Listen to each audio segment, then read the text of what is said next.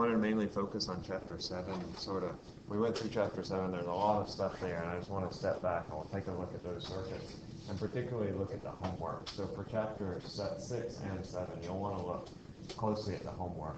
As I said, I want to pull the test questions from that homework. They'll be very similar to the homework questions. They won't have the same numbers, but they'll be largely very similar questions. So being able to deal with those, 3 or 4 different circuits, the LR circuits, the LC circuits, the LRC circuits, and then the forced oscillator circuits. That's for the AC driving source. So let's look at each of those now, just sort of in summary, and orient you to the equation sheet and just sort of what you have on that equation sheet for each of those circuits. So we had, as I said, 4 different circuits. First, we had the LR circuit. Remember, the LR circuit is the one with the resistor and the inductor. So L for inductor and R for the resistor. And this acts almost basically identically to the RLC circuit. So when you see an LR circuit, that's the one with the resistor and the inductor and a battery. Then you'll just think, oh, this is just like the RC circuits. And in fact, if you plot the current versus time, I versus t, it follows an exponential growth curve like this, where it goes up to some maximum current. That maximum current by Ohm's law is V over R, just by Ohm's law. Because remember, we said that this inductor is going to impede the current until it reaches some maximum value, and then the inductor is just a piece of wire. That's all the inductor is, right? It's just a piece of wire that's coiled up. It's like a solenoid. And if I wanted to know the current at a particular time, I would say that it's equal to I naught, that's this maximum current, times 1 minus e to the minus t over tau. And I give you that on the equation sheet. I'm going to go over to the equation sheet here. You'll want to be intimate with this equation sheet. You'll want to know what's on it. So here is our LR circuit right here. It gives us our current and it gives us our time constant. Be able to draw what the function looks like. It's just like an RC circuit, right? It's an exponential decay curve when I have an exponential growth curve when I have that current that is increasing. So this graph represents when you turn the battery on.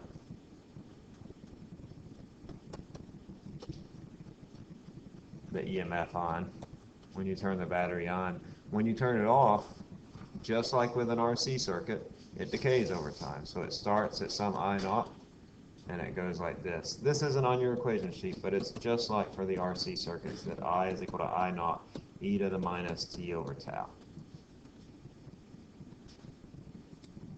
Sorry, that's supposed to be a parentheses right there. Okay, there is a homework question. I just ask you, what is the current at a particular time? What is the maximum current? Maximum current is given by Ohm's law. To find the current at a particular time, you really plug it in your time here.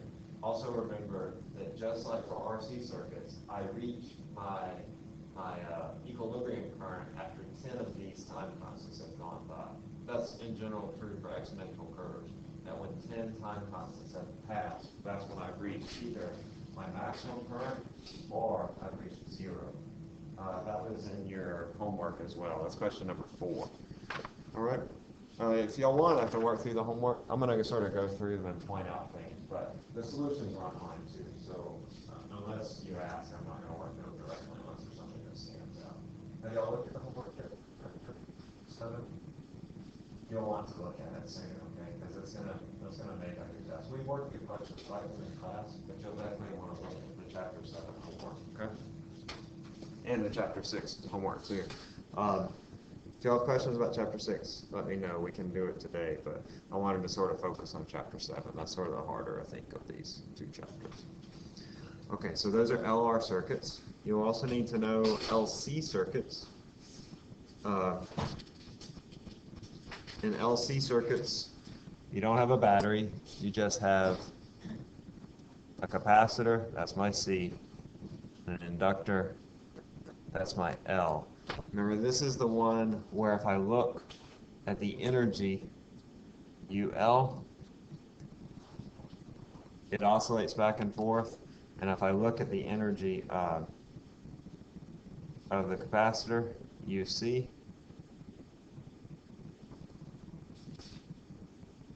it's also going to oscillate back and forth, and they'll oscillate back and forth out of phase with one another. So that means that the peaks don't line up with one another. So whenever my energy in my inductor is at its maximum, the energy in my capacitor is at a minimum. And we talked about it in class, we talked about how it's like a spring system oscillating back and forth.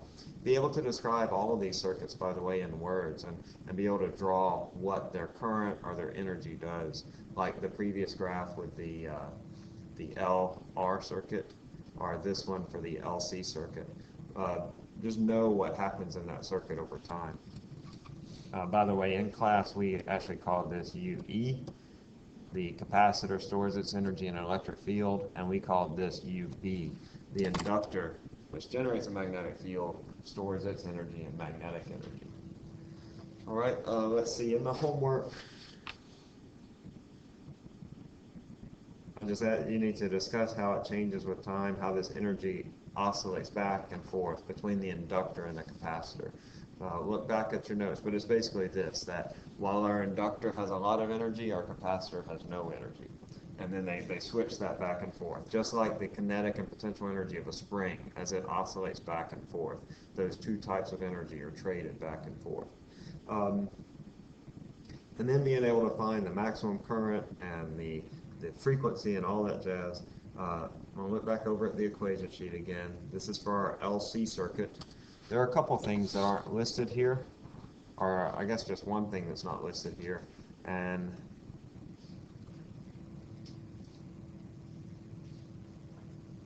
well, yeah, a couple things. So first of all, our omega is equal to 2 pi f.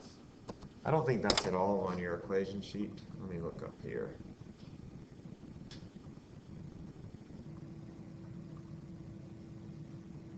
No, I don't see it at all.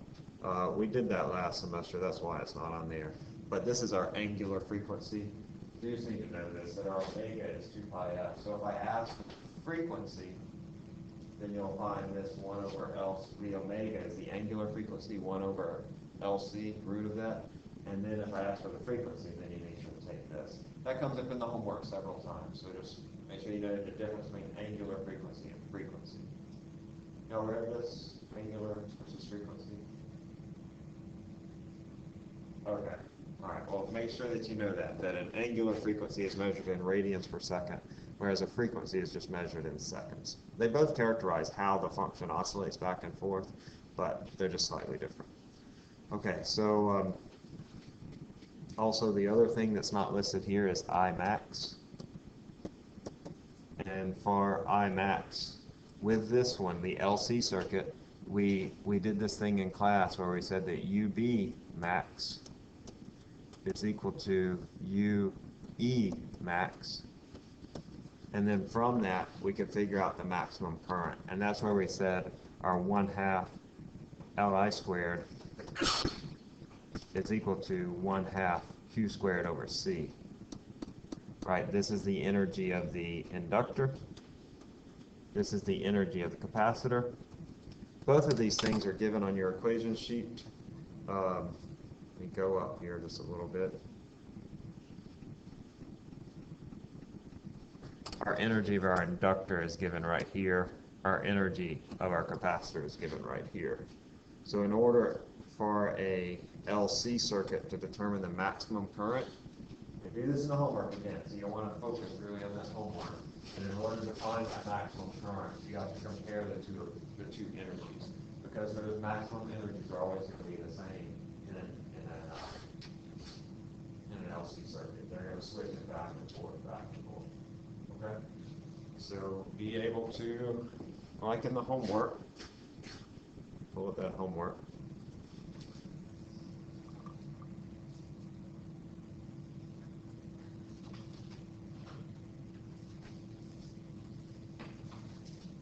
We had a couple of LC circuits, I think. Yeah, we had number 5 here. Discuss how the energy, that is how it switches the energy back and forth. Maybe draw that graph like I drew. The first instance, when the current in the circuit is 0. For part B, you're really just taking this function that I is equal to I max times the sine of omega t.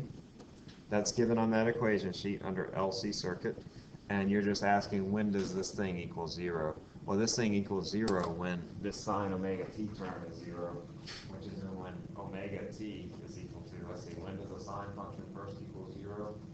At 0, right? So when t equals 0, that's when that sine function goes to 0. When is the current at its maximum value? That's solving for when this is equal to 1. That is when omega t is equal to pi radians, or excuse me, pi over 2 radians. Okay?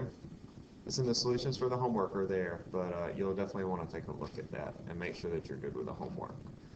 The angular frequency, that's that omega is 2 pi f, and then the charge and the current at particular times, which you can get from this. Okay? Let's look at, those are LC circuits. Let's look at the damped circuit.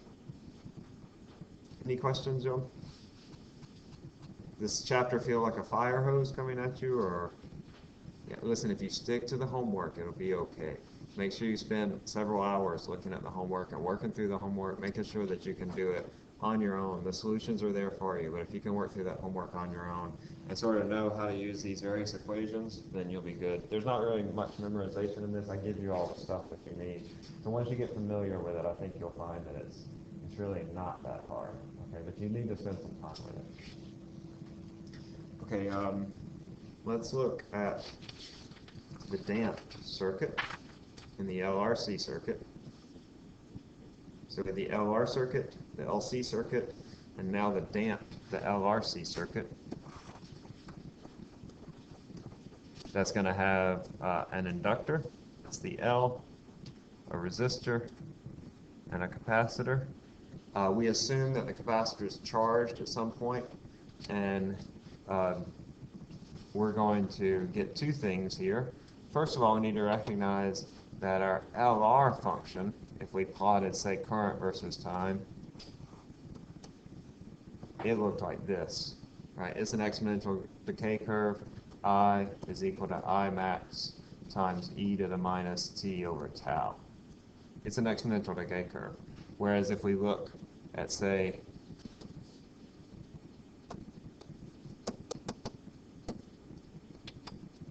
this portion, if I plot I versus t, I'm sorry, not that portion.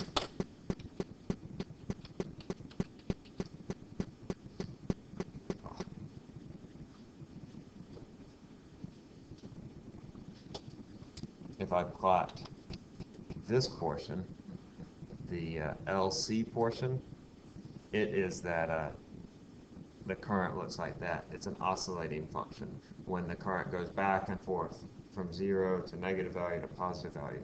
So when I put these two together in the LRC circuit, I get this function that looks like this, where it's oscillating and it's an exponential decay curve. All right? This is the current versus the time.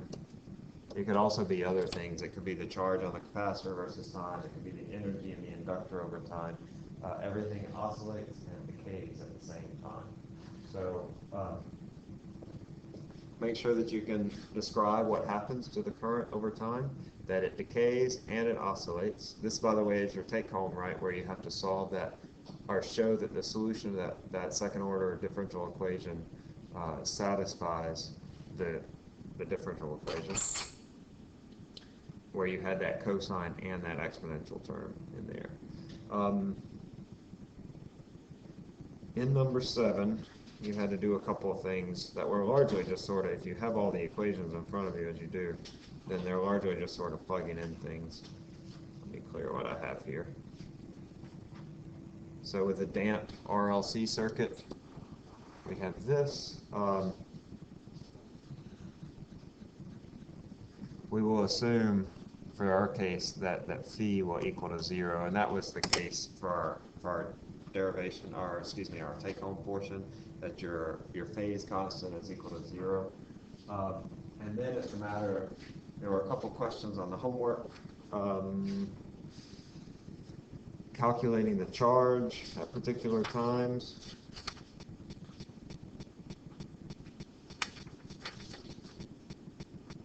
Yeah, that was really it. Just calculating the charge at particular times and being able to describe what happens in this RLC circuit.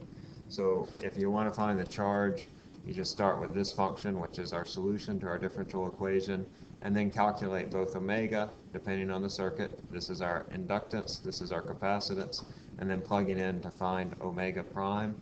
All right, you will need to find omega prime, unlike in our take-home where I said that omega prime is equal to omega. That's not going to be the case here. And then solving for Q.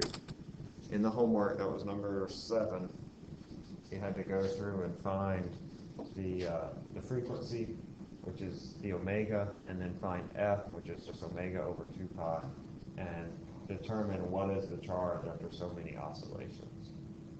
Okay? Remember, for all these circuits, make sure that you know what they do, that you can describe them in a few words, draw a graph that describes the energy.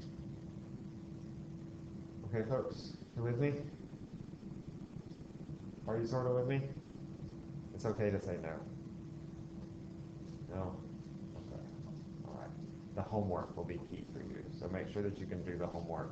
Once you start looking at the homework, you'll be okay. All right. And I think you'll find that some of it's even familiar. Okay. We went through the RLC. Excuse me. The RLC force oscillators are probably the most confusing. Unfortunately, that'll be probably the least that you'll see on the exam. We did go through these 3 circuits: the resistor with the EMF source, the capacitor with the EMF source, and the inductor with the EMF source, just the power supply in each of these individual things. And then we found the current. I give up here. We sort of derived that current for each one. You're not going to see any of those. They really just sort of use those to introduce the RLC forced oscillator. So you're not going to see any of these 3 circuits where it's just a single resistor or a single capacitor or a single inductor. Okay? Those are important, but not for the exam. However, you will see a couple of things. The phasors, which came up there, just because they're kind of an important tool to use just mathematically.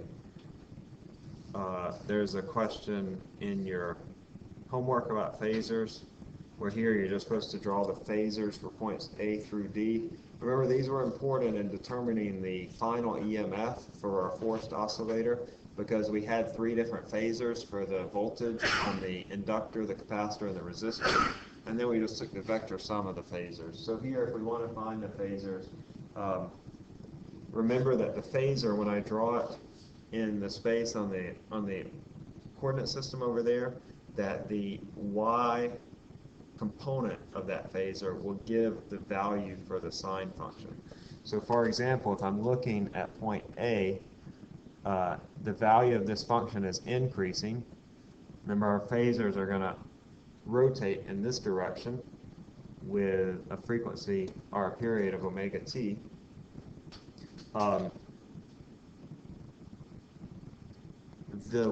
This value is increasing its y component, so our phasor at point A is going to go in this direction. Because as this phasor rotates, the y component of the phasor increases, just like this one increases. When it gets up to here, it'll be here on the function, and then as it goes into this quadrant, it'll be here. When it gets to that point, it'll be in that direction, and then it'll continue to rotate around. So let's look at these other points. B, my phasor at this point will be where? First, second, third, or fourth quadrant? Second quadrant, right? It's going to be here at point C. There, my y component is at its maximum, but it's going to be in the positive or negative direction at point C. It's going to be in the negative direction, so at point C, my phasor looks like this, and then at point D, it's just the opposite of that. It's going to be here. Let's say I wanted to know what is the phasor, gosh, I don't know, at this point. we'll call this E. Where is that phasor going to be? First, second, third, or fourth quadrant?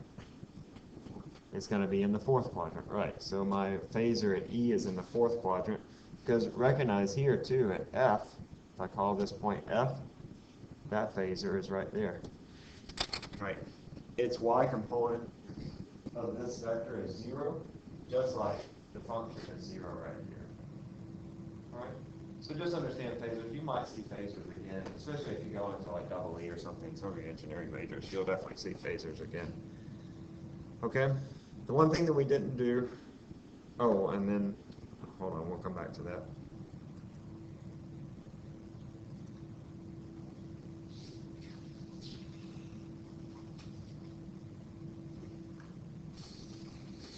We had a problem, I think it was the last problem. Yeah. Had a problem that was a forced oscillator RLC circuit. It was problem number 12. You can see something like this, not this full problem, but something similar on the exams. In fact, if you look at last year's exam for this chapter, you'll see similar questions to these, similar but different questions. So I'll take a look at that as well.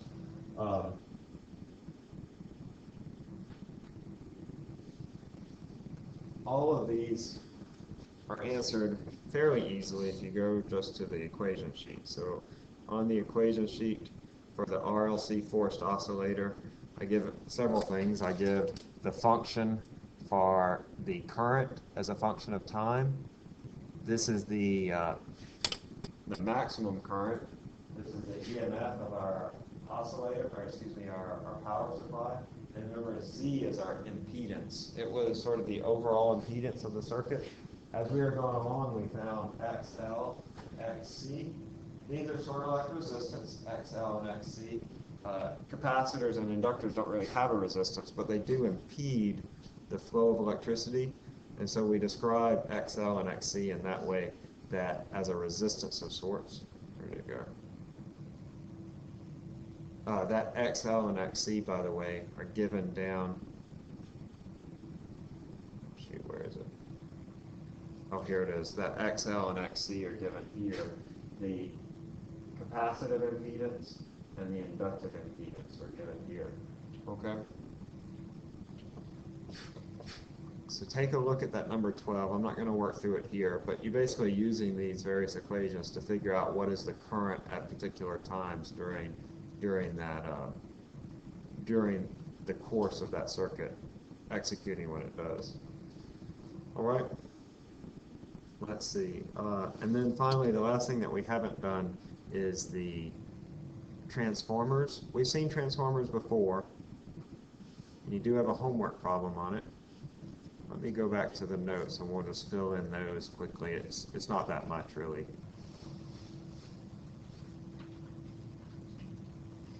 So, when we're doing a transformer,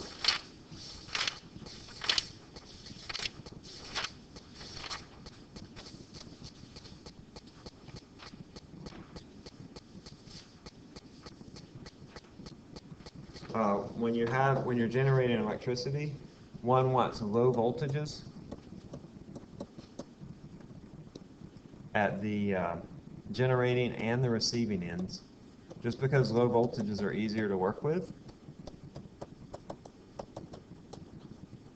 However, in transmitting electricity, one wants low currents,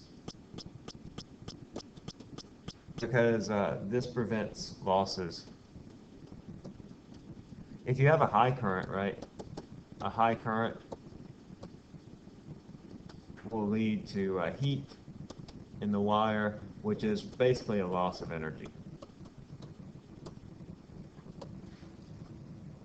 So for example, if you have a 735 kilovolt line from Quebec to Montreal and it's 1,000 kilometers, it has that much resistance. We could find the power dissipated in that line. The power dissipated is going to equal to I squared R.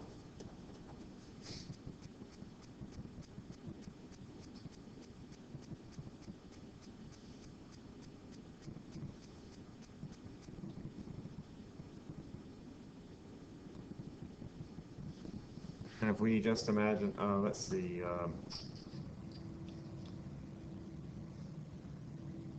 yeah, I'm not going to work through the example here, folks. I don't think it's really worth our time. We're not going to see this type of thing, but I do want to, this just sort of sets us up for what the transformer is. So just for the sake of time, we're going to skip this. But you can imagine that if you have a lot of current, because our power goes as I squared, like we saw in chapter 4, I squared R, then I get a lot of power loss. So when you're transmitting electricity here, the point is that I need a low current. So when I'm transmitting electricity, I'll have a high voltage and a low current. So when transmitting electricity,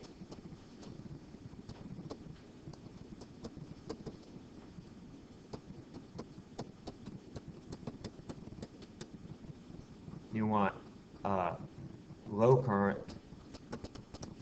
but high voltage.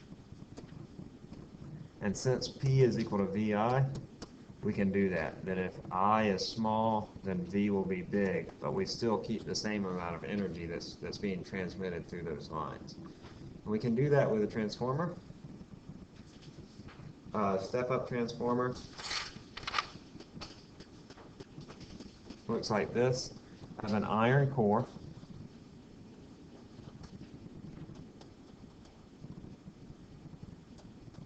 And I have two wires coming in. I have one set of wires. It coils around. This is the voltage across is called VP.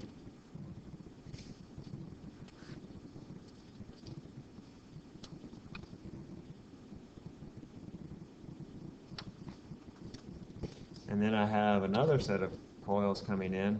Here I'm going to have more coils. I'll call this VS. See, I forget what that stands for. I think it's a power and source. I forget. But anyway, a changing flux causes an EMF, and each turn of the secondary coil. Oh yeah, secondary and primary. I'm sorry, secondary.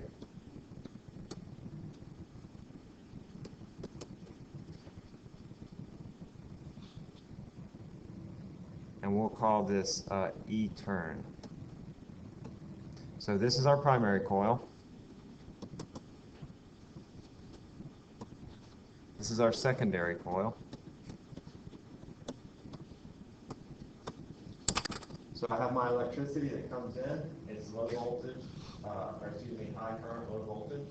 And it's going to cause a change in the EMF. This is alternating current, so it's oscillating back and forth, back and forth. That's going to affect, by changing the magnetic field, it's going to cause an EMF in each turn of the coil over here. So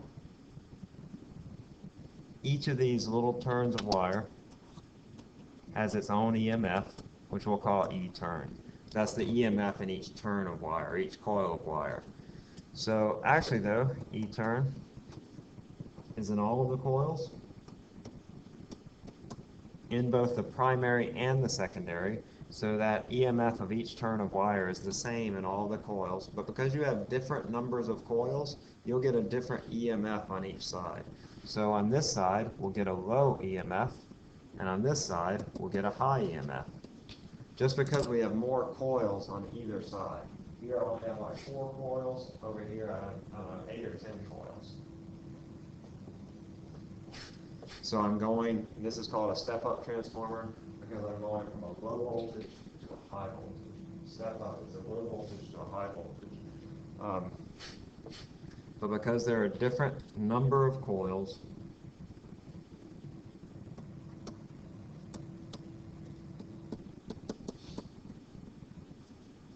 VP and VS are different. All right, so we can take this E turn, the EMF of each turn, and see that it's equal to VP divided by NP, which is equal to VS over NS. Here NP is the number of turns in the primary coil,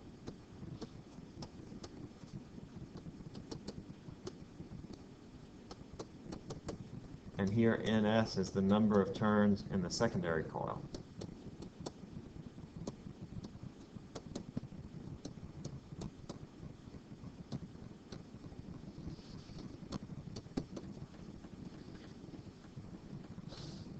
So, for example, in a utility pole,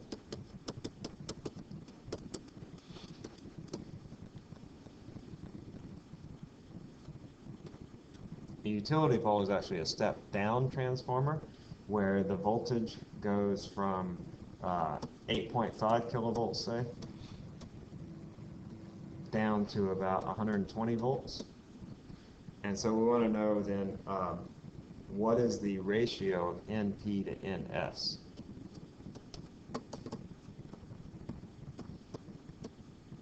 All right, so we'd say VP over NP is equal to VS over NS. VP is our primary voltage. That's going to be 8.5 kilovolts. VS is our secondary voltage. That's what results from the transformer. That's going to be 120 volts. And then if I solve this for NP over NS, let's see, I get VP NS equals VS NP, and NP over NS then is equal to VP over VS. All right, yeah, that looks right.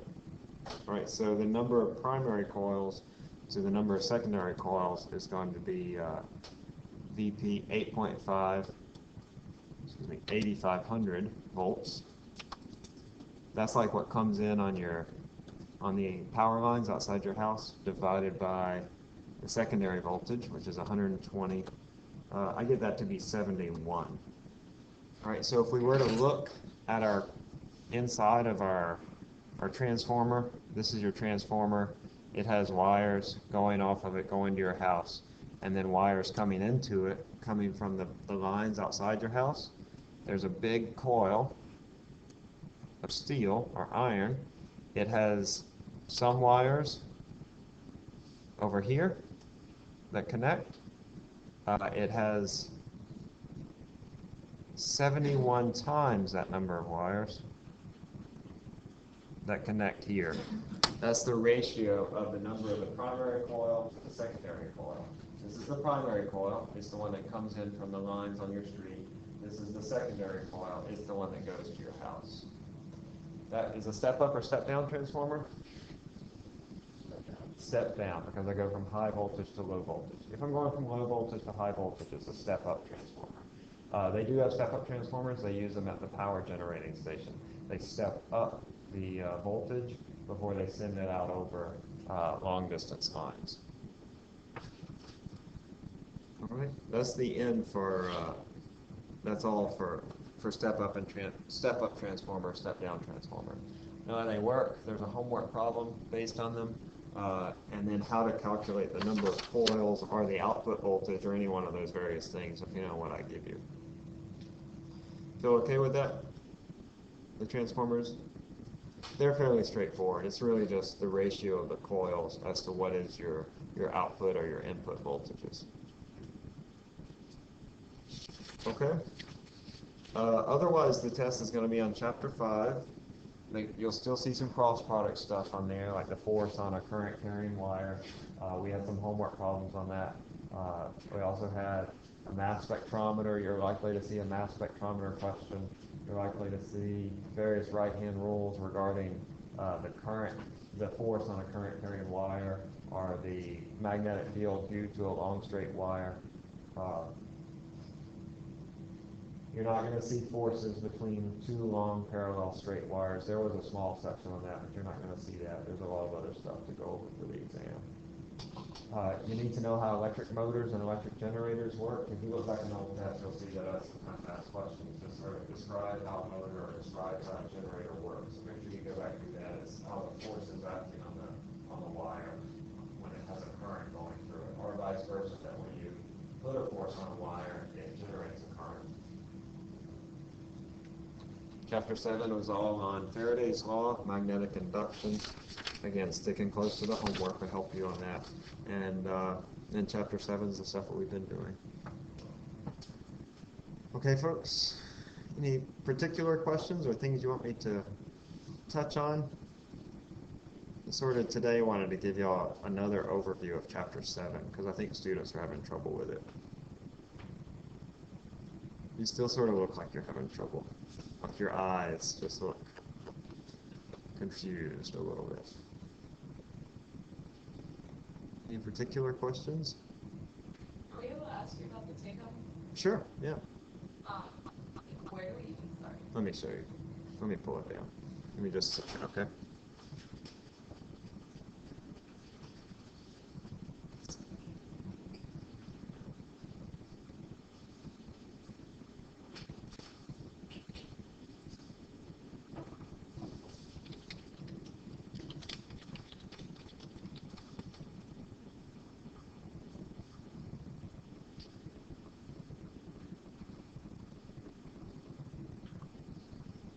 Hey, do y'all like this picture?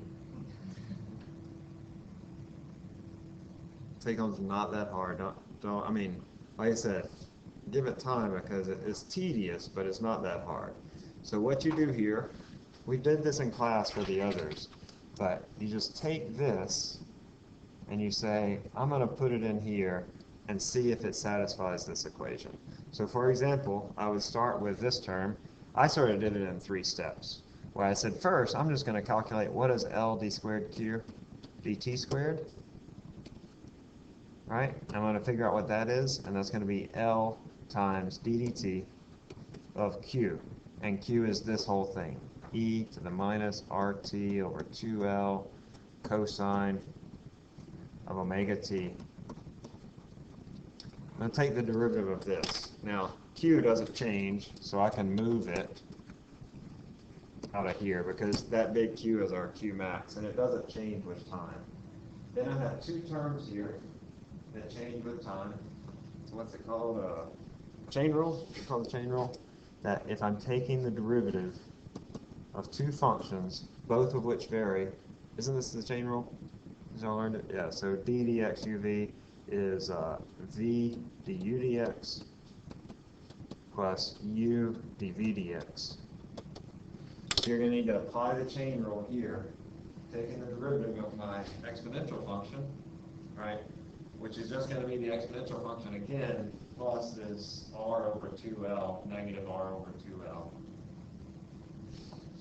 I'll do that little step for you. So the derivative of this is going to be minus r over 2l times e to the minus r over 2l. And then you take the derivative of the cosine function. What is the derivative of cosine? Right. So I take the derivative of the cosine as negative sine omega t. But don't forget you need an omega out here in order because I take the derivative of this as well.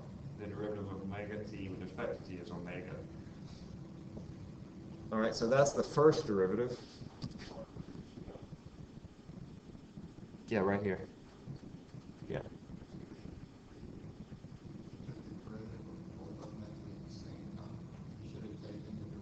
Right, I'm sorry, right. Yes. Sorry. So first we do cosine of omega t.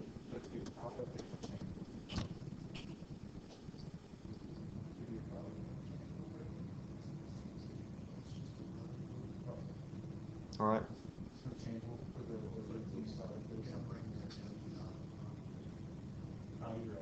Okay, and then we'll do, so that's this first thing where we have, this is v, this is du dx. We're letting this be u, this be x, or excuse me, be v. And then we do the second one where it's just going to be e to the minus rt over 2l